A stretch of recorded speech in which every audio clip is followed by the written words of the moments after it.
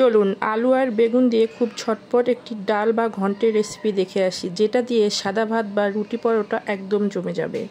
আলু আর বেগুনগুলোকে এভাবে একটু মোটা মোটা করে কেটে নিতে হবে। তারপরে এর মধ্যে রসুন, পেঁয়াজ, কাঁচামরিচ এবং অবশ্যই টমেটো দিতে হবে। টমেটো দিলে এই ডালের টেস্ট অনেক গুণে বেড়ে যায়। এরপরে দিব ভিজিয়ে রাখা মসুরের ডাল, ডালটাও দিতে হবে। এটা আমাদের উত্তরবঙ্গের একটি জনপ্রিয় ঘন্ট, যেটা আমরা শীতকালে নতুন বেগুন এবং আলু দিয়ে বানিয়ে থাকি। অন্যান্য সময়েও এই ডালটা খেতে সেই মজা লাগে। এরপরে লবণ, হলুদ ও অল্প সয়াবিন তেল দিয়ে 3-4 মিনিট কষানোর পরে অল্প পানি দিয়ে প্রেসার কুকারে 2 থেকে 3টা শিস উঠিয়ে নিব। আপনারা প্রেসার কুকার ছাড়াও এমনি পাতিলের মধ্যেও এভাবে রান্না করতে পারেন।